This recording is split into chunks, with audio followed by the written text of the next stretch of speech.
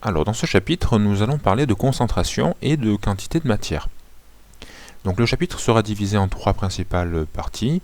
Premièrement, nous allons parler de dissolution. Ensuite, nous aborderons la notion de concentration massique et de dilution. Et enfin, nous aborderons une nouvelle notion qui est la quantité de matière. Et nous verrons le lien qu'elle entretient avec la masse d'un soluté, la masse d'une poudre. On verra ça un petit peu plus tard. Alors, commençons par la notion de dissolution. Qu'est-ce que c'est que la dissolution? Donc c'est quelque chose qui a été vu dans les classes précédentes, par exemple au collège et peut-être aussi un peu plus tôt dans l'année. Alors la dissolution, si on considère un tube à essai contenant de l'eau, c'est l'opération qui va consister à ajouter un solide, ici par exemple du sel de table.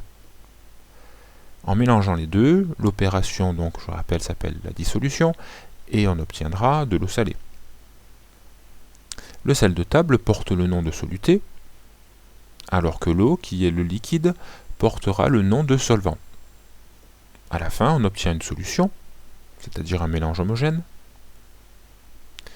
J'insiste sur un petit point, puisque c'est de l'eau que nous utilisons comme solvant. La solution, elle aura le qualificatif d'aqueuse qui lui sera attribué.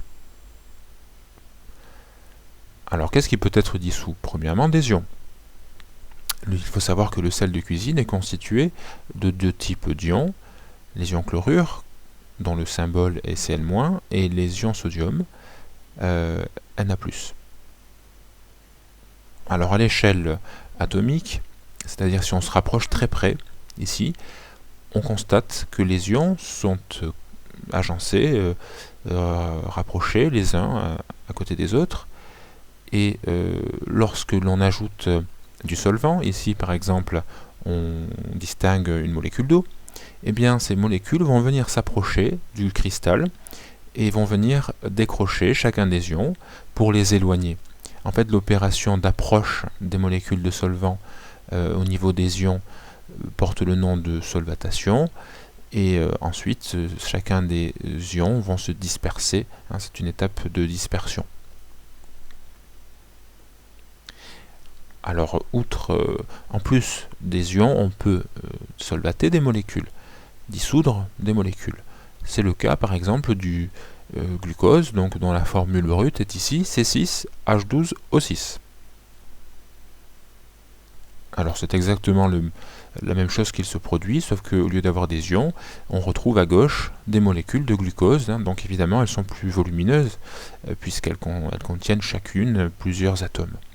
Mais de la même façon, on constate que toutes les molécules d'eau vont venir décrocher chacune des molécules pour les extraire, une fois de plus pour les solvater et les mettre en solution pour pouvoir les disperser.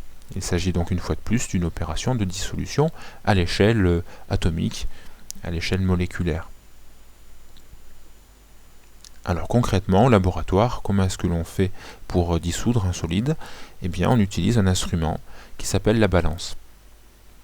Donc sur cette balance, on vient poser notre soluté, sans oublier d'effectuer l'opération de tare ici, représentée par ce bouton, pour remettre à zéro et s'affranchir de la masse de la coupelle. Une fois que l'on a introduit la masse désirée, eh bien, on va déposer ce solide dans une fiole jaugée. Ensuite, la troisième étape, c'est de dissoudre le soluté. Donc en général, on en ajoute une petite quantité de solvant, d'eau distillée ici. On agite dans une première étape, et une fois que la dissolution a été faite, eh bien on complète avec le solvant, bien sûr, jusqu'au trait de jauge. Donc ici, par exemple, à la fin, il faut veiller à ce que le ménisque, c'est-à-dire la partie courbée, soit juste au-dessus du trait de jauge, et lorsque l'on regarde, il faut que donc ce ménisque soit tangent, c'est-à-dire que ce soit confondu avec le trait de jauge. Voilà pour cette vidéo.